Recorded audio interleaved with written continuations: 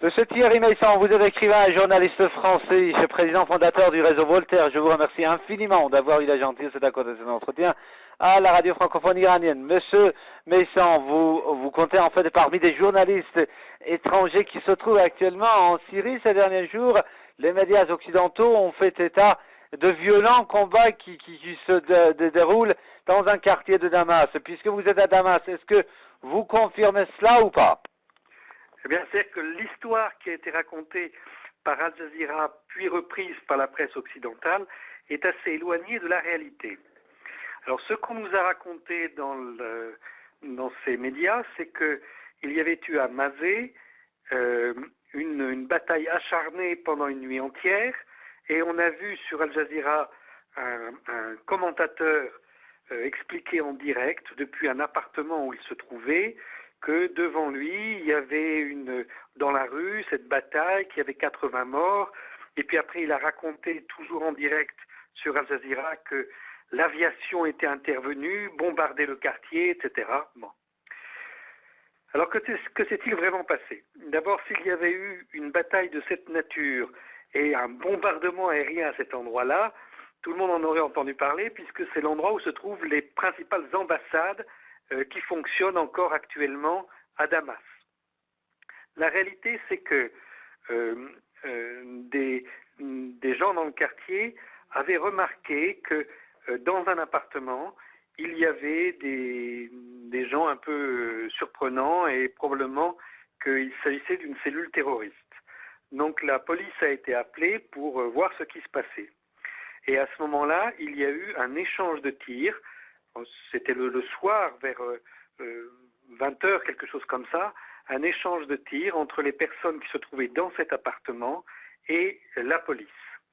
Après ça, on a bouclé pas le quartier, mais disons le pâté de maison où ça se trouve, et la police a fait évacuer l'immeuble lui-même, ainsi que quelques maisons alentour. Puis l'armée est intervenue pour arrêter les terroristes qui se trouvaient là. En fait, ils étaient 7 à l'intérieur, dont le correspondant d'Al Jazeera, tous armés jusqu'aux dents, et il y a eu à ce moment-là une bataille, si on peut dire, entre les 7 occupants de cet appartement et l'armée qui est venue. Alors ça a été des échanges de tirs très très nourris qui ont duré environ 3/4 d'heure. L'appartement en question a été totalement dévasté. À l'intérieur, c'est absolument criblé de balles de partout. On a ramassé plusieurs sacs de douilles tellement les occupants ont fait usage d'armes à feu. Mais quand on descend de l'immeuble, il n'y a aucune trace alentour. Vraiment, les combats, ça a été sur cet appartement et rien d'autre. Voilà. Donc cet épisode nous montre deux choses. D'abord que Al Jazeera raconte n'importe quoi, mais ça on le savait déjà. Et ensuite que le correspondant d'Al Jazeera était un des combattants de cette cellule terroriste et pas du tout un journaliste au sens classique du terme. Et cela intervient également, M. Meyssan, à un moment où, selon des informations rapportées par l'AFP, précisons l'agence France Presse, l'Arabie Saoudite est en train d'envoyer des armes en Syrie. Alors, l'Arabie Saoudite a envoyé des armes lourdes en Jordanie et ces armes stationnent à la frontière.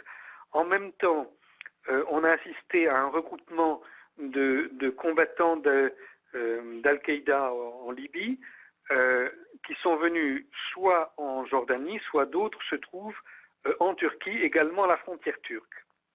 En Jordanie, ils sont arrivés d'abord dans des hôtels, donc ils se sont fait beaucoup remarquer.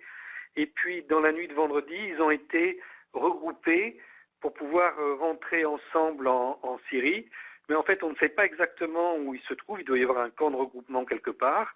Et la frontière a immédiatement été renforcée pour les empêcher de rentrer avec les armes lourdes des Saoudiens. Et puis, il y a une deuxième concentration de combattants qui se trouve côté turc. Au total, l'ensemble de ces combattants, je ne sais pas exactement combien ils sont, et ils continuent à en arriver, mais maintenant il y en a au moins 3 à 4 000 qui sont prêts à rentrer dans le pays.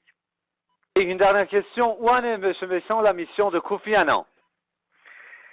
Alors, il semble que Kofi Annan ait comme véritable mission de chercher une forme de compromis qui permette à chacun de conserver la tête haute en fermant le dossier syrien. Donc, il est venu ici à Damas, il a rencontré les autorités. À la sortie de son entretien avec le président Bachar el-Assad, il s'est déclaré très optimiste. Ça, il l'a déclaré en public, ce n'est pas des propos qui lui sont attribués, il l'a déclaré en public.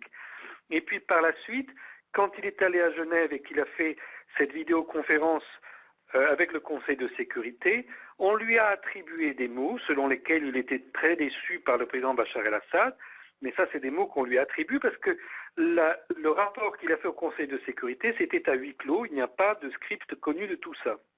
Là encore, on a affaire à une manœuvre de propagande. Mais ce qui importe, c'est que alors que Kofi Annan cherche à trouver une solution qui permette à la fois à la Russie, à la Chine et aux États-Unis d'avoir la tête haute, comme je disais tout à l'heure, et de clore le dossier syrien, de son côté, M. Juppé continue, avec l'appui de l'Arabie saoudite, du Qatar et de la Turquie, à essayer de pousser à la guerre. Et nous pouvons observer qu'il y a maintenant une véritable fracture à l'intérieur du gouvernement français. Tout à l'heure, un très haut fonctionnaire français a organisé à Paris une réunion avec des journalistes arabes qui sont basés là-bas. Et il leur a expliqué que actuellement, il y avait au Quai d'Orsay une sorte de révolte contre Alain Juppé. L'ambassadeur de France à Damas, Éric Chevalier, a été rappelé à Paris, parce qu'on a fermé son ambassade, et arrivé à Paris, il a accusé devant ses collègues Alain Juppé d'avoir falsifié ses rapports sur la Syrie. Il a donné toutes sortes d'exemples, et il a demandé, c'est un fait très rare, il a demandé une enquête interne, une enquête administrative, pour vérifier ce qui a été fait de ses propres rapports, c'est-à-dire en réalité pour mettre en accusation son ministre, M. Juppé.